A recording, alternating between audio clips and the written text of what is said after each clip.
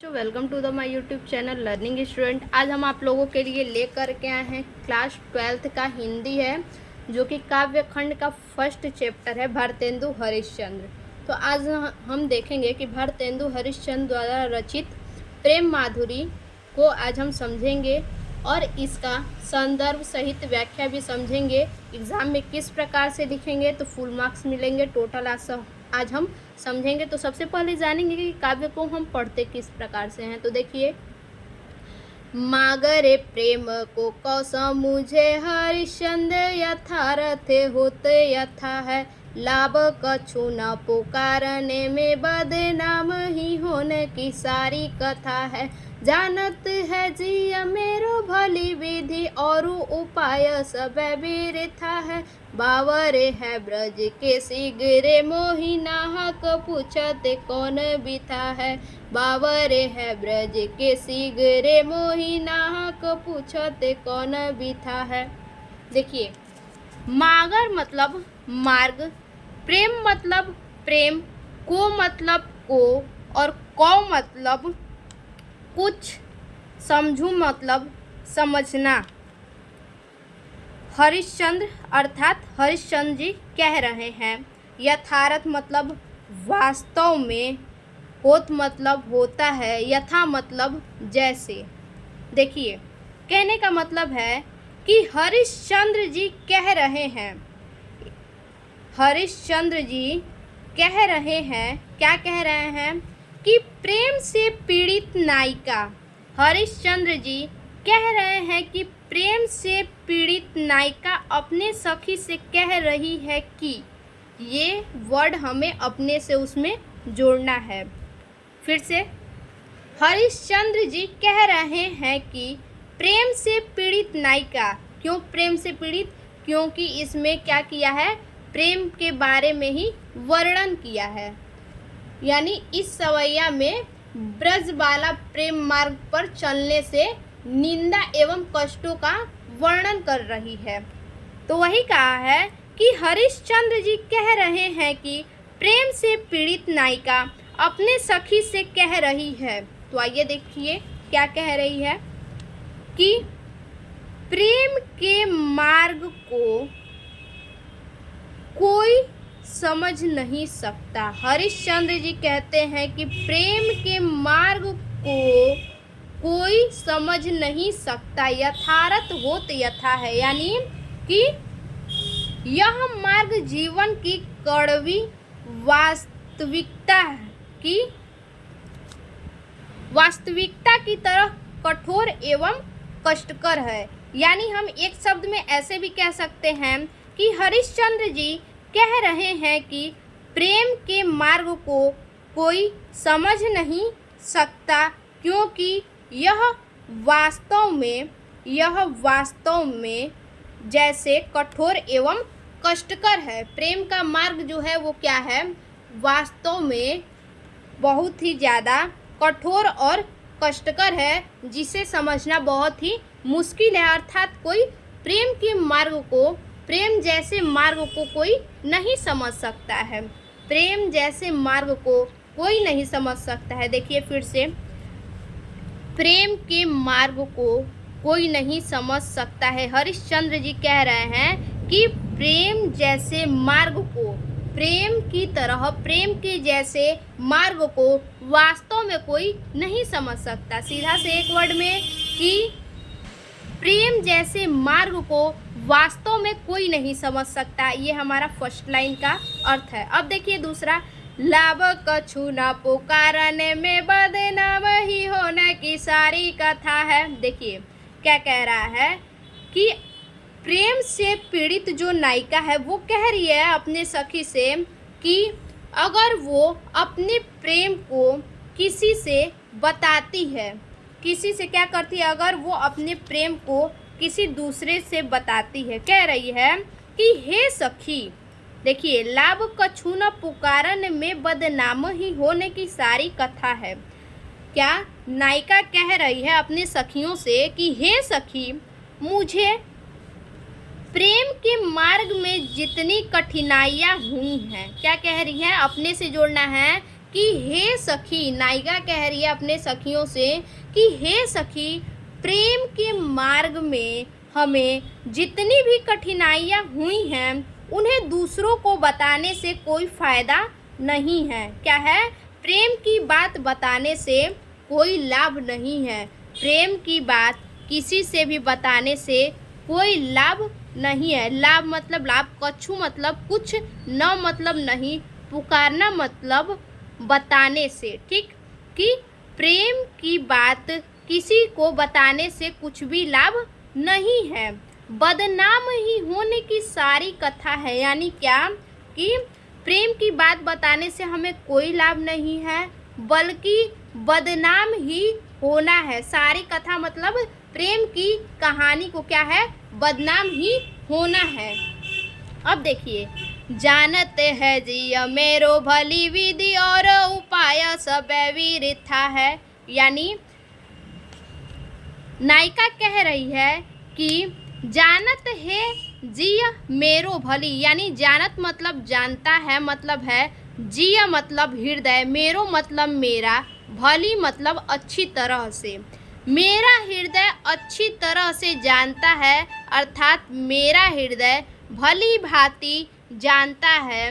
विधि और उपाय सबे वीरता है। यानी विधि का मतलब देखिए, कहने का मतलब है कि प्रेम विधा से मुक्ति पाने के सारे उपाय क्या हैं? व्यर्थ हैं। प्रेम विधा से क्या है? मुक्ति पाने के सारे उपाय व्यर्थ है। उपाय मतलब उपाय, सबे व्यर्थ मतलब सभी, सबे मतलब सभी, वृथा मतलब व्यर्थ है। विधि मतलब विधि, यानी प्रेम विधा से मुक्ति पाने के सारे उपाय व्यर्थ हैं। एक लाइन में सुनेंगे, मेरा हृदय अच्छी तरह से जानता है कि सभी उपाय व्यर्थ है। मेरा हृदय अच्छी तरह से यानी भली भांति जानता है कि प्रेम विधा से मुक्ति पाने के सभी उपाय क्या हैं? व्यर्थ हैं। अब देखिए अगला लाइन, बावर है ब्रज के शीघ्रे मोही नाहक पूछत कौन बिथा है। देखिए, बावरे है मतलब पागल है, बावरे मतलब पागल है, मतलब है ब्रज मतलब ब्रज के, शीघ्रे मतलब लोग, ब्रज के लोग, मोही मतलब मुझे। देखिए, ब्रज के, इस ब्रज के सारे लोग क्या हैं? पागल हैं। इस ब्रज के, शीघ्रे मतलब सारे, बावरे हैं, इस ब्रज के सारे बावरे हैं, यानी इस ब्रज के सभी लोग क्या हैं? पागल हो गए हैं। मोही नाहक पूछत कौन बिथा है। मुझसे, मोही मतलब मुझसे, पूछत मतलब पूछते हैं, कौन मतलब कौन, बिथा मतलब कष्ट है।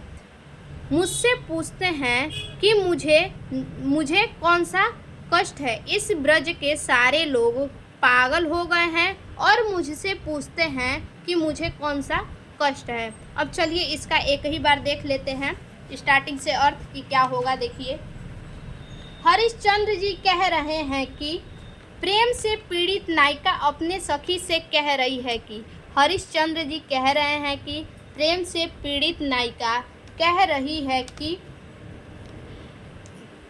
प्रेम के मार्ग को कोई नहीं समझ सकता, प्रेम के मार्ग को कोई नहीं समझ सकता, और क्या, यह मार्ग जीवन की कड़वी वास्तविकता की तरह कठोर एवं कष्टकर है।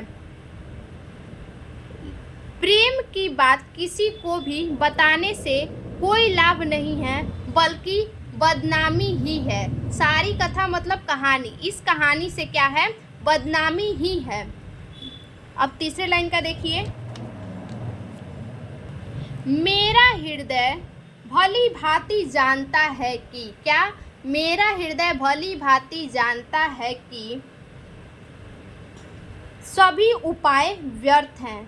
क्या, मेरा हृदय भली भांति जानता है कि प्रेम विधा से मुक्ति पाने के सभी उपाय व्यर्थ हैं। अब देखिए चौथे लाइन का, बावरे हैं ब्रज। देखिए यहाँ से, अब इस ब्रिज के सभी लोग पागल हो गए हैं। क्या? इस ब्रिज के सभी लोग पागल हो गए हैं। वो मुझसे व्यर्थ में ही पूछते हैं कि मुझे कौन सा कष्ट है।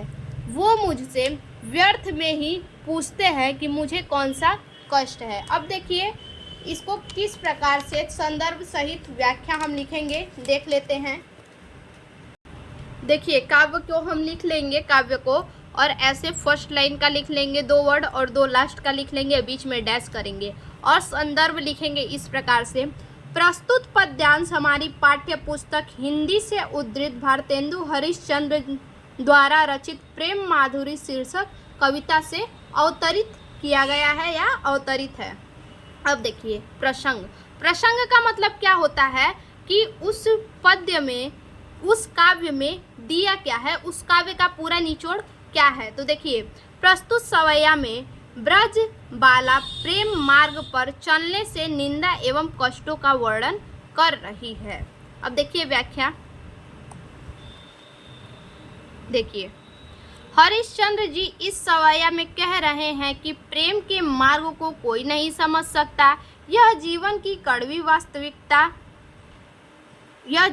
कड़वी वास्तविकता जैसे कठोर और कष्टकर है। किसी दूसरे को अपने प्रेम के बारे में बताने से कोई फायदा नहीं। केवल बदनामी के अलावा मेरा हृदय भली भांति जानता है कि प्रेम से मुक्ति पाने के सभी उपाय व्यर्थ हैं। इस ब्रज के सभी लोग पागल हो गए हैं, जो मुझसे व्यर्थ में ही पूछते हैं कि मुझे क्या कष्ट है। अब चलिए दूसरा देखते हैं। देखिए दूसरा पैरा क्या कह रहा है। रोक ही जो तो अमंगल होय और प्रेम न सो जो कहे पिय जाइए। जो कहे जाहूँ न तो प्रभुता, जो कहूँ कछु न कहे तो स्नेह न साइए। जो हरिश्चंद्र कहे तुमरे बिनु जी है न तो यह क्यों पति आइए। तासो पयान समय तुमरे हम का कहे आप हमें समझाइए। तासो पयान समय तुमरे हम का कहे आप हमें समझाइए। देखिए सबसे पहले तो जान लीजिए कि इस सवैया में कहा क्या जा रहा है। तो इस सवैया में नायिका द्वारा यह कहा जा रहा है कि परदेश जा रहे अपने पति से पत्नी द्वारा चतुरतापूर्वक कहे गए कथन का वर्णन है। देखिए रोक ही जो तो अमंगल होए। रोक ही मतलब रोकती हूँ, जो मतलब यदि, तो मतलब तो, अमंगल मतलब अमंगल, होए मतलब होगा। नायिका अपने प्रियतम से कहती है कि यदि वो उनके परदेश जाते समय, नायिका अपने प्रियतम से कहती है कि यदि वो अपने प्रियतम के परदेश जाते समय, यदि वो उन्हें रोकती है, अपने प्रियतम को रोकती है, तो अमंगल होगा यानी अशुभ होगा। यात्रा जो है क्या होगा, अशुभ होगा। लोग कहते हैं ना कि कहीं जाते वक्त किसी को टोकना नहीं चाहिए, नहीं तो क्या होता है, अशुभ होता है। तो वही कह रहा है कि रोको हूँ जो तो अमंगल होए। यदि मैं आपको रोकती हूँ तो अमंगल होगा, और मतलब और प्रेम नशय, प्रेम नष्ट होगा। जो कहे प्रिय जाइए, यदि कहें कि पिया जाइए। कहने का मतलब कि यदि मैं रोकती हूँ तो अमंगल होगा, और कहूँ कि पिया प्रियतम जाइए, तो ये क्या होगा, प्रेम का इससे नाश होगा। दूसरा लाइन, जो कहे जाहूँ न तो प्रभुता। जो मतलब यदि, कहे मतलब कहे, जाहूँ मतलब जाइए, न मतलब नहीं, तो मतलब तो, प्रभुता मतलब अधिकार। यदि मैं कहूँ कि जाइए। यदि कहें कि यदि कहें कि न जाइए, यदि कहें कि हे प्रियतम न जाइए, तो वहाँ क्या होगा, अधिकार लगेगा। जैसे कहेंगे कि अधिकार दिखा रही है,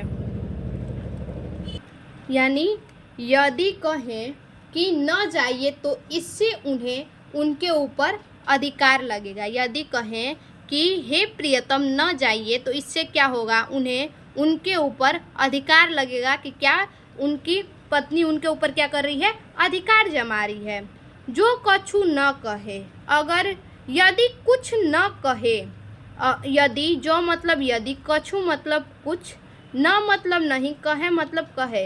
यदि कुछ न कहे तो मतलब तो स्नेह मतलब स्नेह, नसाइए, नसाइए मतलब नष्ट होगा। यानी कहने का मतलब है यदि कहें कि न जाइए, यदि कहें कि न जाइए तो इससे उन्हें उनके ऊपर अधिकार लगेगा, और कुछ न कहें तो क्या होगा, प्रेम का नष्ट होगा। कुछ न कहें तो प्रेम का नष्ट होगा। स्नेह नसाइए मतलब प्रेम का नष्ट होना, प्रेम नष्ट होगा। जो हरिश्चंद्र कहे तुम्हारे बिनु, जो मतलब यदि, हरिश्चंद्र का मतलब क्या है यहाँ पे, स्त्री। यदि स्त्री कहे तुम्हारे बिनु, तुम्हारे बिना, जिए न तो, जी नहीं, जिए मतलब जीना, न मतलब नहीं, तुम्हारे बिना जी नहीं पाएंगे, तो यह क्यों पति आइए, तो यह क्यों वह मानेगा। कहने का मतलब है कि यदि स्त्री कहे कि तुम्हारे बिना हम जी नहीं पाएंगे, तो इस बात पर क्यों विश्वास करें। यदि स्त्री कहे कि तुम्हारे बिना जी नहीं पाएंगे, तो हम इस पर क्यों विश्वास करें। तुम्हारे बिना जी नहीं पाएंगे तो हम इस पर क्यों विश्वास करें। इस बात पर कि जी नहीं पाएंगे, इस बात पर वो क्यों विश्वास करें। ताशो पयान सम तुमरे हम, ताशो मतलब आपके, पयान मतलब परदेश, समय मतलब समय, तुम यानी आपके परदेश जाते समय, ताशो मतलब आपके, पयान मतलब परदेश, समय मतलब समय, आपके परदेश जाते समय तुम्हारे हम का कहें, आपके परदेश जाते समय तुम्हें हम का कहें, तुम्हें हम का कहें। आप हमें समझाइए, कि आप ही हमें समझा दीजिए कि आपके परदेश जाते समय हम आपसे क्या कहें। चलिए देखते हैं इसका अर्थ कैसे लिखेंगे। देखिए, सबसे पहले हम क्या करेंगे कि फर्स्ट लाइन का 2 वर्ड आगे लिख लेंगे और लास्ट लाइन का 2 वर्ड पीछे, बीच में डैश डैश दे देंगे, और उसके बाद प्रसंग लिखेंगे। संदर्भ हमने इसलिए नहीं लिखा कि एक ही संदर्भ सारे पैराग्राफ में लिखाएगा, तो उसी संदर्भ को आप बार बार लिख दीजिएगा। अब देखिए, प्रसंग अलग अलग होता है, क्योंकि जो कहानी में कहा जाता है उसी को प्रसंग कहते हैं। देखिए, इस सवाया में नायिका द्वारा यह कहा जा रहा है कि परदेश जा रहे अपने पति से पत्नी द्वारा चतुरता पूर्वक कहे गए कथन का वर्णन है। देखिए, व्याख्या इसका देख लेते हैं किस प्रकार से है। देखिए, नायिका अपने प्रियतम से कहती है कि यदि वो उनको परदेश जाते समय रोकती है तो उन्हें टोक लगेगा, और यदि कहे कि पिया जाइए तो इससे उनका प्रेम नष्ट हो जाएगा। यानी अगर वो अपने प्रियतम को जाते वक्त कहेगी कि न जाइए तो टोक लगेगा, और कहे कि पिया जाइए तो इससे क्या होगा, उसका प्रेम नष्ट होगा। यदि कहे न जाइए तो इससे उन्हें उनके ऊपर अधिकार लगेगा। यदि वो पत्नी अपने पति से कहे कि हे प्रियतम आप परदेश मत जाइए, तो इससे क्या होगा, उनके पति के ऊपर ऐसा लगेगा कि क्या कर रही है पत्नी, उनके ऊपर अधिकार जमा रही है, हक जता रही है। अब देखिए, और कुछ न कहे तो प्रेम नष्ट होगा, और कुछ भी न कहे तो क्या होगा, इससे उनका प्रेम नष्ट होगा। यानी उनके पति को ऐसा लगेगा कि हमारे जाने न जाने से इसको कोई फर्क नहीं पड़ता है, यानी ये खुश है। वह कहती है ऐसी स्थिति में यदि वह अपने प्रियतम से कहे कि, यानी ऐसी स्थिति में अगर वह अपने प्रियतम पति से कहे कि उनके बिना वह जीवित नहीं रह सकती, तो क्या वे विश्वास करेंगे? अतः वह अपने प्रियतम से कहती है कि उसके परदेश जाने के समय वह उनसे क्या कहे, वह अपनी पत्नी को स्वयं ही समझा दे। देखिए, अब इसमें क्या करेंगे, काव्य सौंदर्य भी लिखेंगे। सारे पैराग्राफ में काव्य सौंदर्य लास्ट में जरूर लिखिएगा, इससे आपके एग्जाम में भी क्या होते हैं, नंबर ऐड होते हैं। काव्य सौंदर्य हेडिंग डालिएगा, फिर लिखेंगे शैली हमारी कौन सी है, इसमें मुक्तक शैली है। छंद कौन सा है, सवया छंद है। और रस कौन सा है, श्रृंगार रस है, क्योंकि इसमें क्या है कि पति पत्नी के बारे में ही दिया है, इसलिए क्या है, श्रृंगार रस है। अलंकार कौन सा है, अनुप्रास अलंकार है। और फर्स्ट वाले पैरा में भी क्या है, उसी प्रकार से है, तो उसमें भी आप क्या करेंगे, यही काव्य सौंदर्य उसमें भी लिख देंगे। सेम यही चीज़ रहेगा सारे पैरा में, सारे पैराग्राफ में जो भी देगा, चारों में से कोई सा भी देगा, तो आप यही काव्य सौंदर्य लिखिएगा, इससे आपके नंबर ऐड होंगे। तो चलिए तीसरा देख लेते हैं। चलिए देखिए, तीसरा पढ़ लेते हैं। देखिए तीसरा दिया है, आजू लो जो न मिले तो कहा हम तो तुमरे सब भांति कहाँ वे, मेरो उराहनो है कछु नाही, सब फल अपने भाग को पावे। जो हरिश्चंद्र भई सो भई, अब प्राण चले चहता सो सुनावे। प्यारे जू है जग की यह रीति, विदा की समय सब कंठ लगावे। प्यारे जू है जग की यह रीति, विदा की समय सब कंठ लगावे। यानी देखिए क्या कह रहा है इसमें नायिका श्री कृष्ण से कह रही हैं, क्या कह रही हैं कि देखिए, इसमें इस सवैया में नायिका की विरह दशा का वर्णन किया गया है। यानी नायिका किस तरह से कष्ट में होकर अपनी बातों को श्री कृष्ण से कह रही हैं, उसी का वर्णन किया गया है। तो देखिए, नायिका श्री कृष्ण से कह रही हैं कि हे प्रभु, इतना अपने से जोड़ना है कि नायिका श्री कृष्ण से कह रही हैं कि हे प्रभु, आजू मतलब आज, लो जो न मिले, आज तक आपसे नहीं मिले तो, आज तक आपसे नहीं मिले तो कहाँ मतलब क्या हुआ, आज तक आपसे नहीं मिले तो क्या हुआ। हम तो तुमरे सब भांति कहाँ वे, हम तो तुमरे मतलब तुम्हारे, सब मतलब सभी, भांति कहावे मतलब सभी प्रकार से कहलाते हैं।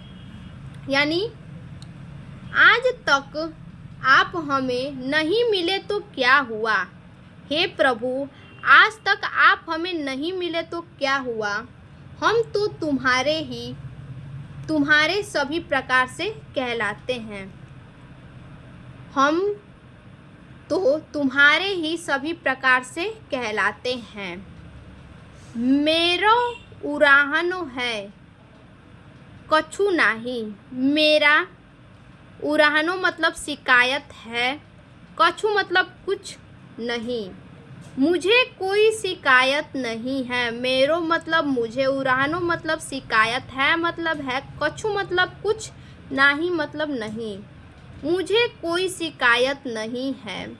सब फल आपने भाग को पावे सभी, फल सबे मतलब सभी, फल मतलब सब, आपने मतलब अपने, भाग मतलब भाग को, पावे मतलब पाते हैं। मेरी कोई शिकायत नहीं है, सभी अपने अपने भाग्य का ही फल पाते हैं। मेरी कोई शिकायत नहीं है, सभी अपने भाग्य का फल पाते हैं। अब देखिए, जो हरिश्चंद्र, हरिश्चंद्र अर्थात गोपियाँ कहती हैं, जो मतलब यदि, गोपियाँ कहती हैं भई सो भई, हुआ सो हुआ, अब प्राण चले चाहे, अब प्राण, अब प्राण चले जाना चाहे मतलब चाहते हैं, चाहते हैं। तासो मतलब तासो सुनावे, तासो सुनाए का मतलब इसलिए तुम्हें सुना रही हूँ। यानी गोपी कहती हैं कि यदि जो हुआ सो हुआ, गोपियाँ कहती हैं कि जो हुआ सो हुआ, अब हमारे प्राण ही, अब हमारे प्राण चले जाना चाहते हैं। जो गोपियाँ कहती हैं जो हुआ सो हुआ, अब हमारे प्राण चले जाना चाहते हैं, इसलिए तुम्हें सुना रही हूँ। अर्थात प्राण चले जाना चाहते हैं का मतलब क्या है कि अंतिम समय निकट आ गया है, मृत्यु का जो है अंतिम समय निकट आ गया है। प्यारे जू है जग की यह रीति, प्यारे जू है मतलब हे मेरे प्यारे भगवान, प्यारे जू है हे मेरे प्यारे भगवान श्री कृष्ण। जग की यह रीति, संसार की यह रीत है, विदा की समय यानी विदाई के समय सब कंठ लगावे, यानी विदाई के समय सभी अपने प्रियतम को क्या करते हैं, गले लगाना चाहते हैं। यानी मृत्यु के समय, मृत्यु के विदाई के समय सभी अपने प्रियतम को क्या करते हैं, गले लगाना चाहते हैं। इसलिए आप भी आइए और मुझे गले लगा लीजिए। यानी फिर से देखिए कि हे मेरे प्यारे भगवान श्री कृष्ण, संसार की यह रीत है कि विदाई के समय सब कंठ लगाए, मतलब विदाई के समय सभी अपने प्रियतम को कंठ लगाए मतलब गले लगाते हैं। अब पूरे का अर्थ एक बार समझ लेते हैं। देखिए, नायिका श्री कृष्ण से कहती है कि हे प्रभु, आज तक आप हमें नहीं मिले तो क्या हुआ, हे प्रभु आज तक आप हमें नहीं मिले तो क्या हुआ, क्या हुआ, हम तो तुम्हारे सभी प्रकार से कहलाते हैं, हम तो तुम्हारे सभी प्रकार से कहलाते हैं। मेरी कोई शिकायत नहीं है, मेरी कोई शिकायत नहीं है। बच्चा पेन देखिए, उसी तरह से हम वर्ड पे रख भी रहे हैं जैसे बता रहे हैं। मेरी कोई शिकायत नहीं है, सब अपने भाग्य का ही फल पाते हैं। गोपियाँ कहती हैं जो हुआ सो हुआ, गोपियाँ कहती हैं यदि जो हुआ सो हुआ, अब हमारे प्राण चले जाना चाहते हैं, हमारे प्राण चले जाना चाहते हैं, इसलिए तुम्हें सुना रही हूँ। हे मेरे प्यारे भगवान श्री कृष्ण, संसार की यही रीति है कि विदाई के समय सब अपने प्रियतम को गले लगाना चाहते हैं। अब इसका भी देख लेते हैं प्रसंग और व्याख्या। देखिए सेम उसी तरह से यहाँ फर्स्ट लाइन का 2 वर्ड लिखेंगे और लास्ट लाइन का 2 वर्ड तीसरे पैराग्राफ का। अब प्रसंग यानी उस कहानी का निचोड़ क्या है, तो देखिए इस सवैया में नायिका की विरह दशा का वर्णन किया गया है। ठीक, अब व्याख्या देखेंगे। देखिए, विरह में व्याकुल एक नायिका अपने प्रेमी के प्रति अपनी भावनाएं व्यक्त करती हुई कहती है कि हे प्रियतम, आज तक आप नहीं मिले तो क्या हुआ, हम तो सभी प्रकार से केवल तुम्हारे ही कहलाते हैं। मेरा आपसे कोई शिकायत नहीं है, क्योंकि सब अपने भाग्य का ही फल पाते हैं। प्रेमिका कहती है, जो होना था वह तो हो चुका है, बीती बातों को याद करने से कोई फायदा नहीं है। अब मेरे प्राण तन से निकलने वाले हैं, अर्थात मेरा अंतिम समय आ गया है। मैं आपसे यह कह रही हूँ कि संसार की यह रीति होती है कि विदाई के समय, यहाँ छूट गया तो नीचे लिखा है कि विदाई के समय सभी व्यक्ति अपनों को गले से लगाते हैं, तो आप आकर मुझे अपने गले से लगा लीजिए। इसका भी काव्य सौंदर्य हम उसी प्रकार से लिखेंगे जैसे हमने आपको बताया है, सेम वही चीज़ लिखेंगे। अब देखिए चौथा पैरा। व्यापक ब्रह्म सब थल पूरन है, हमहु पहचानती है। पैबीन नंद लाल बिहाल सदा हरिश्चंद्र ज्ञान ही ठानेती है।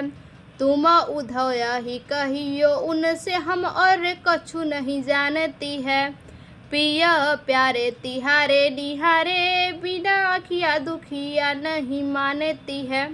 देखिए क्या कह रहा है, व्यापक ब्रह्मा सबे थल पूरन। सबसे पहले इसमें कहा क्या गया है वो जान लेते हैं। देखिए इसमें उद्धव जी आते हैं और गोपियों को समझाते हैं कि हो सकता है कि कृष्ण वापस न आए। उद्धव जी आते हैं और गोपियों को समझाते हैं कि हो सकता है कि कृष्ण वापस न आए और आप निर्गुण ब्रह्मा की उपासना कीजिए। देखिए अब, व्यापक ब्रह्मा सब थल पूरन है, हमहु पहचानती है। इसका मतलब व्यापक ब्रह्मा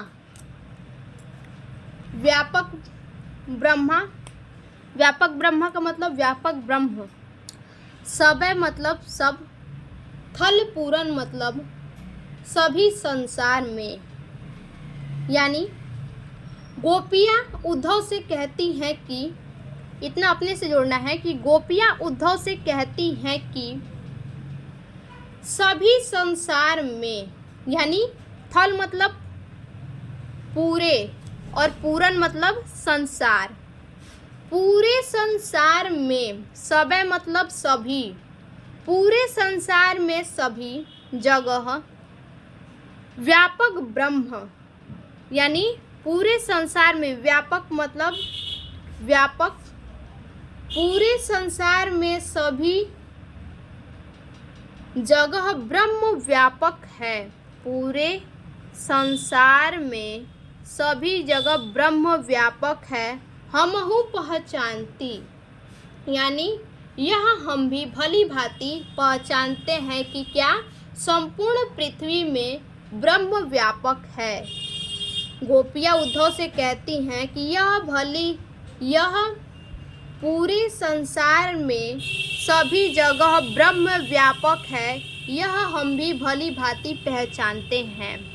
पै बिना नंदलाल, पै बिना नंदलाल का मतलब, पै बिना नंदलाल यानी गोपियाँ कहती हैं कि हम भगवान श्री कृष्ण के बिना नंदलाल बिहार, श्री कृष्ण के बिना, पैन बिना नंदलाल बिहार, हम भगवान श्री कृष्ण के बिना सदा हरिश्चंद्र न ज्ञान ही ठानती है।